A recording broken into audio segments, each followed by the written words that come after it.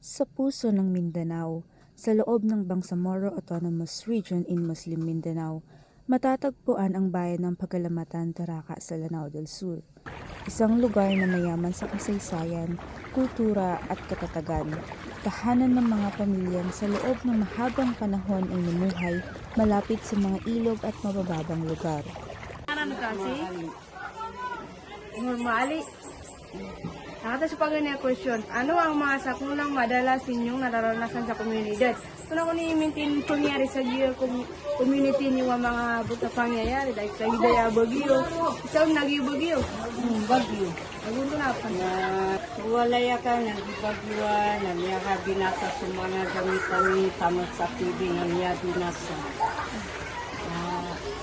Kaya kami katulog kami na so mga bangalamin nagpaglabadan sa lawasan.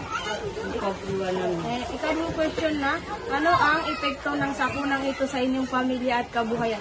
Tunay, bigla lang di ko swabog yun na tunay, kapektuan sa mga kahumuhan nila, ido ka. Niya binasa. Niya binasa sa pamulanan. Tamang sa sakura pa, tamang sa siya kuan. Mga gulay. Niya nga bas. Di bagyo na miya binasa. Tamang sa bulyo na miya binasa. Ikatlo na, ano ang yung pinaka mahirap na karanasan ninyo tuwing may sakuna? Tunay, mahirap ang karanasan kay girap ko swaswaya, gilbogyo. Ginanigurot din sa wala yun. Hindi nakakamasa. Gabi na sa sukuan. Kasi girap ko din sa wala din, gabi na sa mga gamit yun. Tamang sa kuwapak sa amin na miya binasa. Tamang sa mali sa amin na miya binasa.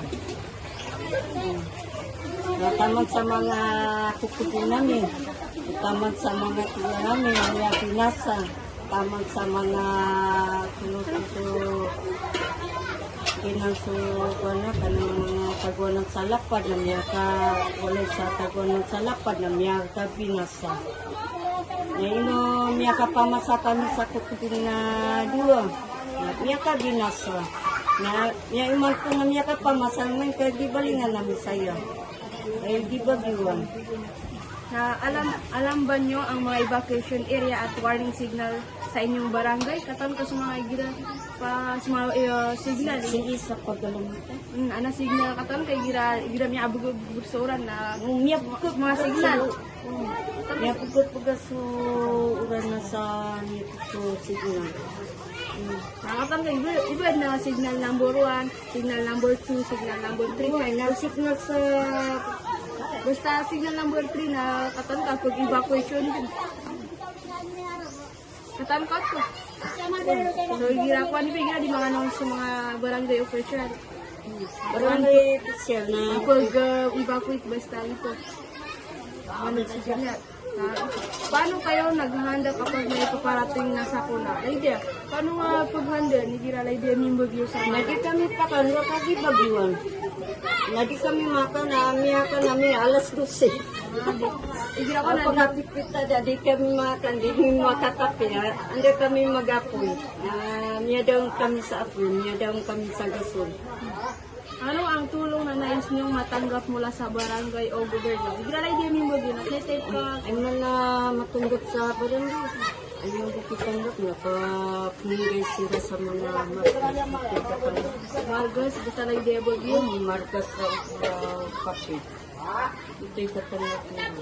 Hindi type ka matanggap sa kuno, gira bagyo, la idea bagyo. Tabag, basta bagyuan.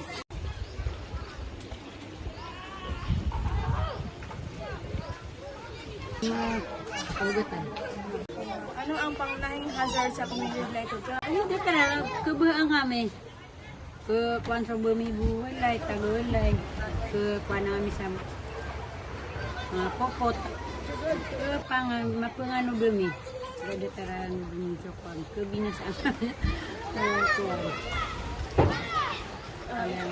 Ikadua question na, ano ang mga kahinaan at panganib ng komunidad? Basta natin yung mga, ay di gira po sa osman natin.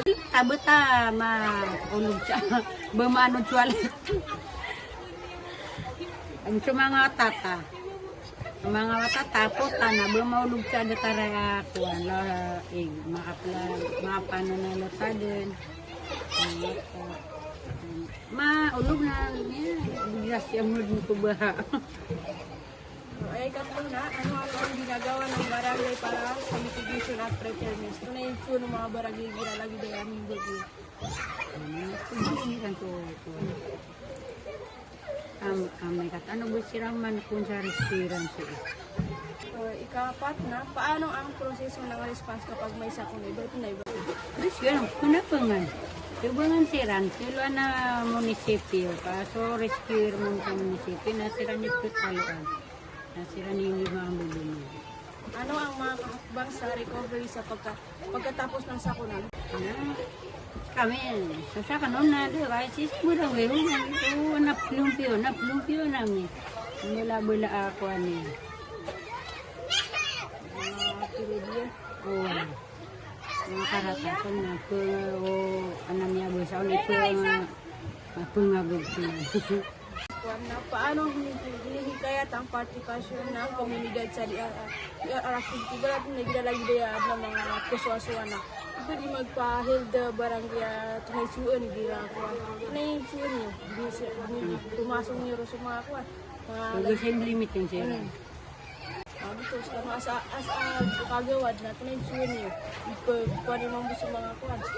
Pag-initiative mo sa mga community. Pagulin sa community as mong siran doon para ilan maswasusuan nila. Okay, tuwang si Kiburi. Bakit mahalaga ang participation ng mga tao pag may mga activity at ang mabigay sa mga sila ng mga awareness? Kaya Meron mamituto kayo so suunan, tunay girandetaraya, so mga nirang tuto kayo so tunay suuno kuwan. Ipindo kiran mamuburang. Para sa mga tagapagalamatan, ang kalikasan ay parehong pinagkukunan ng buhay at patuloy na hamon. Sa tuwing may malalakas na pag-ulan, nagiging bahagi ng kanilang realidad ang pagbaha. Nalulubog ang mga tahanan, naaantala ang pang-araw-araw na gawain, at napipilitang magbago ang pamumuhay ng mga pamilya. Nilalayon ng dokumentarong ito na ilahad ang kalagayan ng mga komunidad sa Tarakan na madalas tamaan ng pagbaha, hindi lamang ang mga panganib na kanilang kinakaharap, kundi pati ang kanilang lakas, pagkakaisa at patuloy na pag-asa.